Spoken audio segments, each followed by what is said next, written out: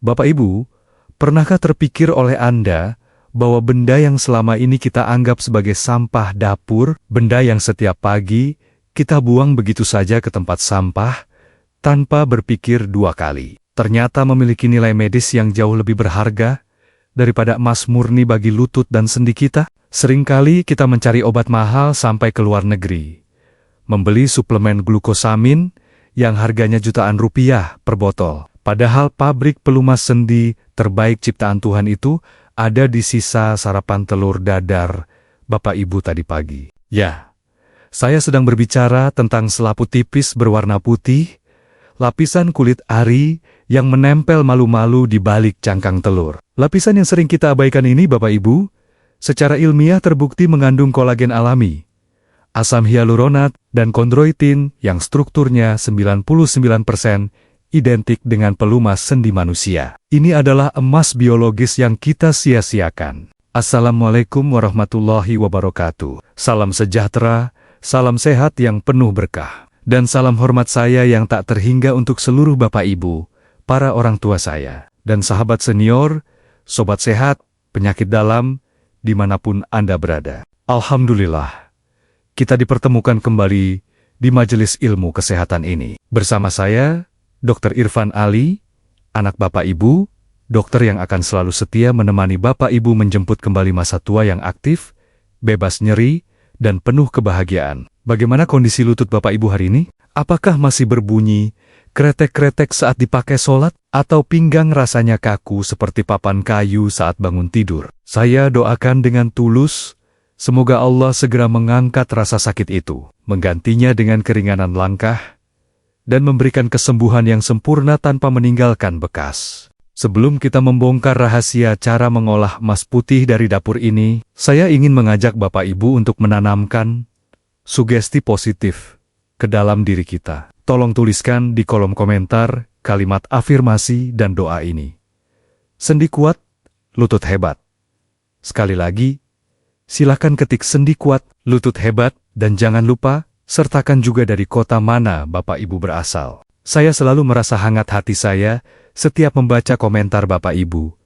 Rasanya seperti kita sedang berkumpul di satu ruang tamu besar, saling bercerita, dan saling mendoakan. Dan bagi Bapak Ibu yang baru pertama kali mampir ke rumah sehat ini, monggo, silakan tekan tombol subscribe yang berwarna merah itu. Anggap saja ini sebagai ikatan persaudaraan kita, agar Bapak Ibu tidak ketinggalan resep-resep alami yang daging dan mendalam seperti ini di kemudian hari. Tanpa berlama-lama, tanpa basa-basi yang membosankan, dan tanpa bertele-tele, saya sarankan Bapak Ibu sekarang mencari posisi duduk yang paling nyaman, luruskan kaki Bapak Ibu, ganjal lutut dengan bantal kecil jika perlu, agar rileks. Siapkan juga camilan sehat, seperti kacang almond, atau segelas air hangat di samping Bapak Ibu.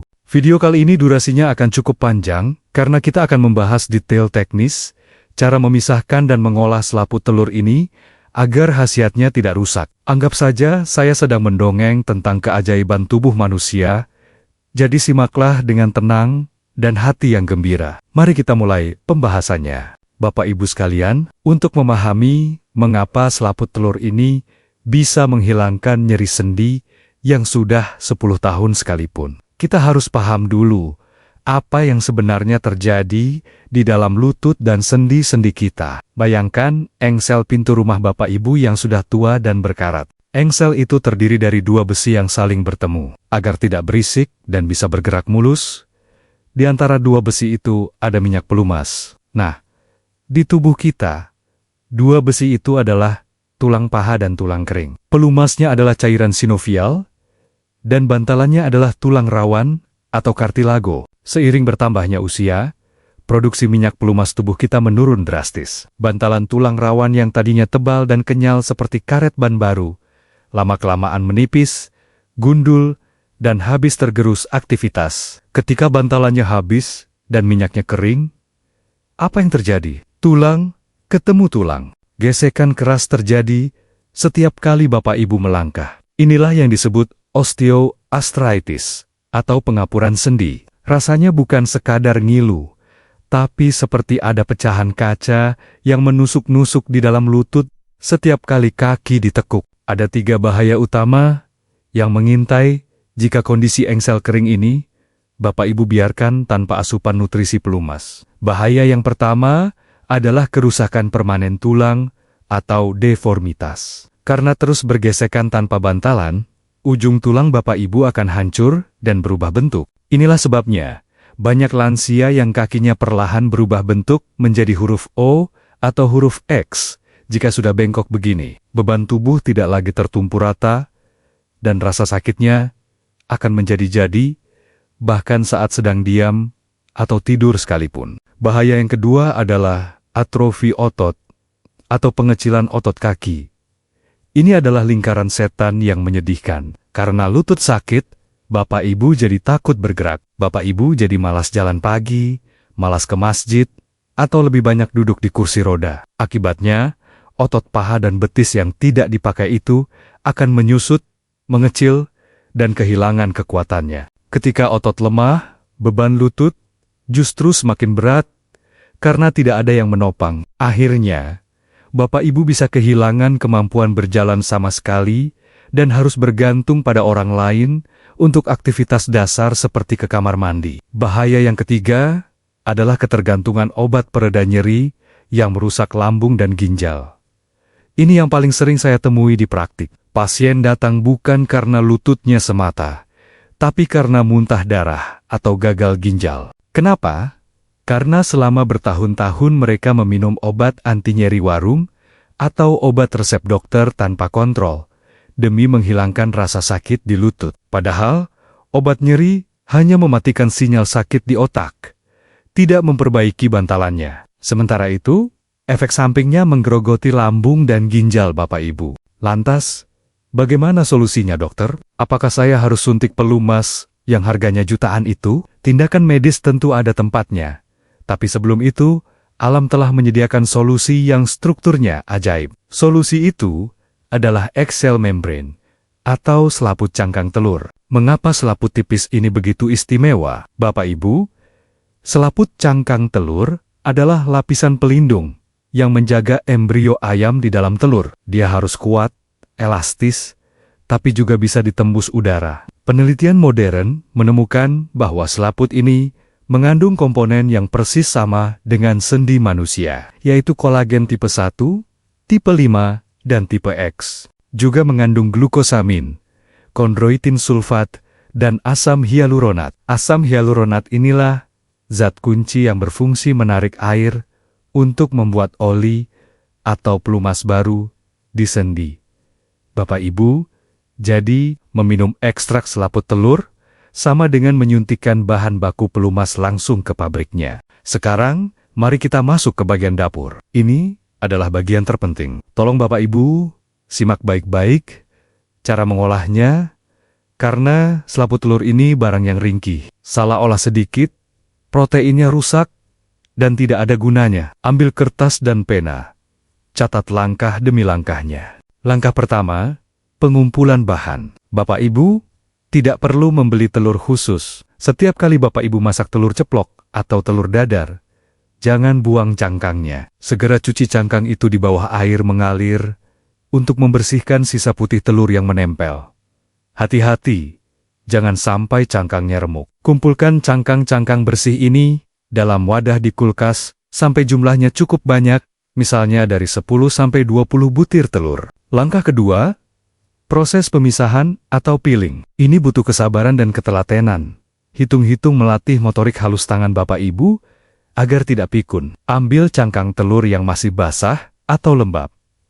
Carilah ujung retakannya. Gunakan ujung kuku atau pinset kecil untuk menjepit lapisan kulit ari tipis yang ada di bagian dalam cangkang. Tarik perlahan. Bapak Ibu akan melihat selaput putih tipis terlepas dari cangkang kerasnya. Kumpulkan selaput-selaput putih ini. Ingat, yang kita butuhkan adalah selaputnya, bukan cangkang kerasnya, meskipun cangkang kerasnya juga sumber kalsium. Tapi untuk nyeri sendi, selaputnya lah rajanya. Langkah ketiga, pengeringan. Jangan jemur selaput ini di bawah sinar matahari terik langsung. Sinar UV yang panas bisa merusak struktur kolagennya. Cukup angin-anginkan di tempat yang teduh tapi kering, atau taruh di ruangan ber-AC, atau di belakang kulkas yang hangat. Biarkan sampai benar-benar kering kerontang dan crispy. Jika Bapak Ibu punya oven, bisa dipanggang dengan suhu sangat rendah, di bawah 50 derajat Celcius,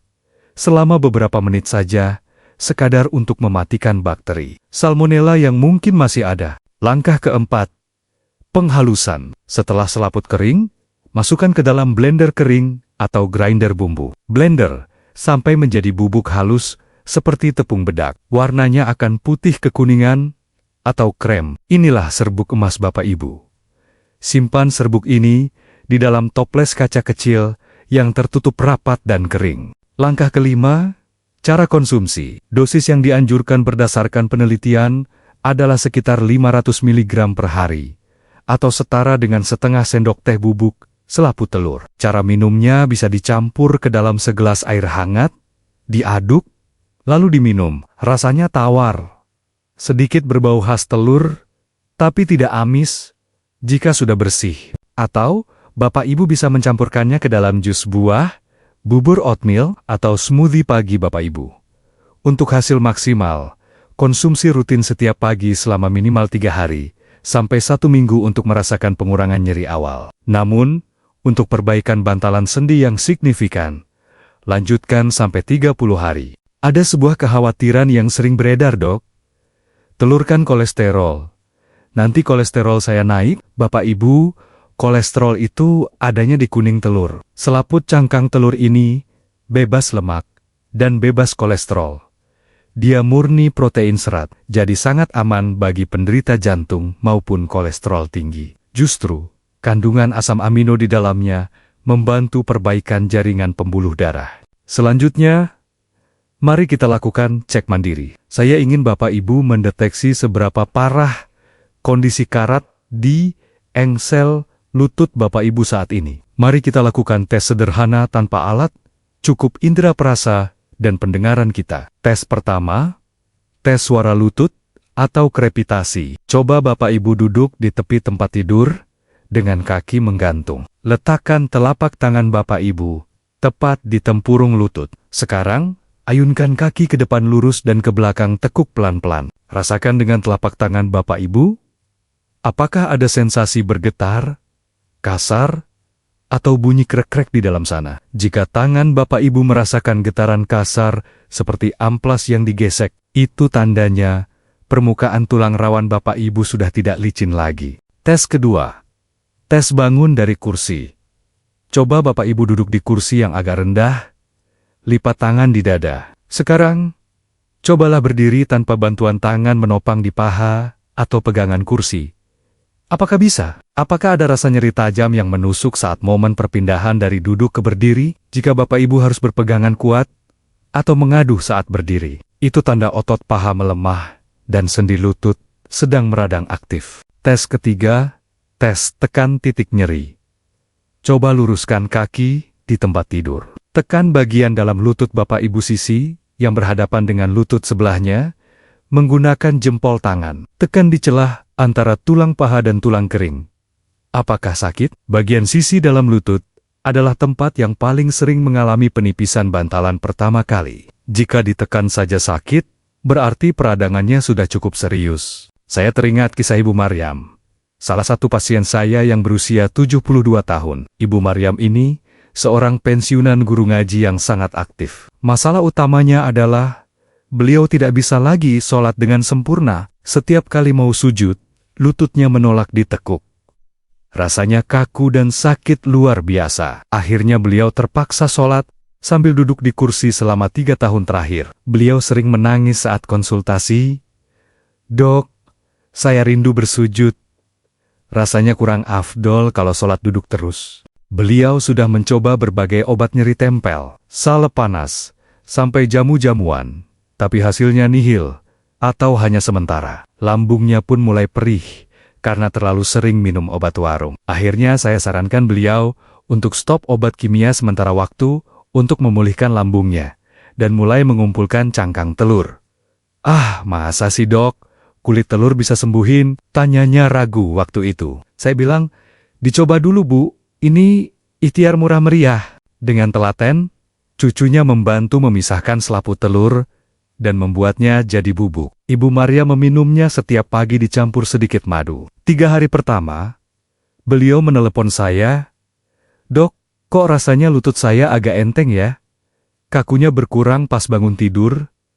Saya minta beliau lanjutkan. 2 minggu kemudian, beliau datang ke tempat praktik saya dengan wajah berbinar. Beliau tidak langsung duduk di kursi pasien, tapi beliau mendemonstrasikan gerakan ruku dan sujud di lantai ruang praktik saya. Masya Allah, meskipun masih pelan-pelan, beliau sudah bisa melipat kakinya kembali tanpa rasa nyeri yang menyiksa. "Alhamdulillah dok, saya sudah bisa sujud lagi," katanya dengan mata berkaca-kaca. Selaput telur itu telah memberikan pelumas alami yang selama ini hilang dari lututnya. Mungkin sekarang di benak Bapak Ibu muncul pertanyaan-pertanyaan teknis. "Dokter, saya mau tanya, tapi bingung." Tenang, saya sudah rangkumkan pertanyaan yang paling sering diajukan pasien saya terkait terapi unik ini. Pertanyaan pertama, "Dokter, apakah telurnya harus telur ayam kampung? Atau boleh telur ayam negeri yang coklat itu?" Jawabannya, dua-duanya boleh. Memang telur ayam kampung yang dipelihara organik dilepas liarkan, biasanya memiliki nutrisi yang lebih padat dan selaput yang lebih tebal serta kuat. Tapi, telur ayam negeri Leghorn yang biasa kita beli di warung pun, selaputnya tetap mengandung kolagen dan glukosamin yang kita butuhkan. Jadi, jangan persulit diri mencari telur ayam kampung mahal. Pakai apa yang ada di dapur. Bapak Ibu saja sudah cukup, asalkan diolah dengan benar dan bersih. Pertanyaan kedua, "Dokter, bolehkah saya merebus telurnya dulu, baru diambil selaputnya? Kan susah kalau misahin dari telur mentah." Ini pertanyaan bagus. Idealnya, proses pemanasan tinggi perebusan mendidih akan sedikit mengubah struktur protein denaturasi. Namun, penelitian menunjukkan bahwa selaput telur rebus pun masih mengandung manfaat, meskipun mungkin berkurang sekitar 20-30% dibanding yang mentah. Jadi, jika Bapak Ibu merasa jijik atau kesulitan mengupas yang mentah, silakan gunakan telur rebus. Kupas telur rebus, lalu ambil kulit arinya. Itu lebih mudah. Tapi kalau mau khasiat 100%, pakailah metode telur mentah yang dikeringkan seperti yang saya jelaskan tadi. Pertanyaan ketiga, "Dokter, saya sedang minum obat pengencer darah dan obat diabetes. Bolehkah dicampur ini?" Kabar baiknya, selaput cangkang telur adalah suplemen makanan alami, food supplement, bukan obat kimia keras. Dia tidak berinteraksi negatif dengan obat pengencer darah maupun obat diabetes. Jadi aman dikonsumsi berdampingan. Namun, sebagai aturan umum kehati-hatian, berilah jeda waktu sekitar 1-2 jam antara minum obat dokter dan minum bubuk selaput telur ini, agar penyerapan masing-masing bisa maksimal di lambung. Bapak Ibu Sobat Sehat yang dirahmati Allah, seringkali kita mencari kesembuhan di tempat yang jauh dan mahal, padahal Allah menyimpannya di tempat yang paling dekat dan paling sederhana. Filosofi sampah.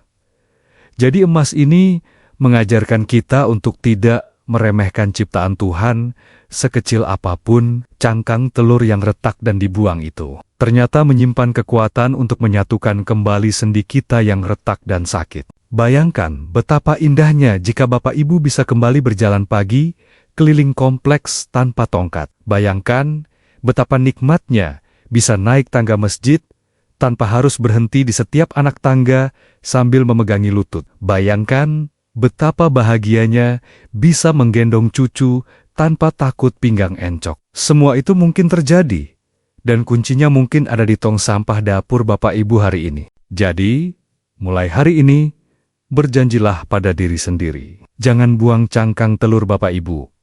Kumpulkan, olah, dan jadikan ia wasilah kesembuhan. Ajak pasangan Bapak Ibu untuk melakukannya bersama. Jadikan kegiatan mengupas kulit ari telur ini sebagai kegiatan meditasi pagi yang menenangkan. Jika Bapak Ibu merasa informasi rahasia dapur ini bermanfaat dan membuka mata hati Bapak Ibu, saya mohon dengan sangat, jangan simpan ilmu ini sendirian. Tekan tombol bagikan atau share di bawah video ini. Kirimkan ke grup WhatsApp keluarga, grup pengajian, grup senam lansia. Sampaikan pada mereka.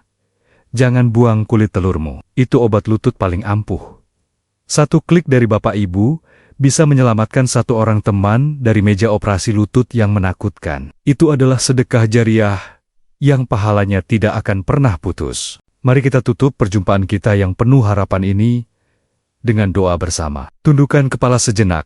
Mari kita bermunajat kepada Sang Maha Penyembuh. Ya Allah, Ya Rob, Tuhan yang Maha Kuasa, kami memohon kepadamu, kuatkanlah tulang-tulang kami, lenturkanlah sendi-sendi kami, berikanlah kami kemampuan untuk terus bersujud kepadamu dengan fisik yang sempurna sampai akhir hayat. Jadikanlah setiap ikhtiar sederhana kami, termasuk lewat selaput telur ini, sebagai jalan kesembuhan yang kau ridhoi. Amin, amin ya Rabbal Alamin. Terima kasih atas kebersamaan Bapak Ibu yang luar biasa. Saya Dr. Irfan Ali, mohon undur diri. Ingat, tua itu pasti, tapi sakit sendi itu pilihan.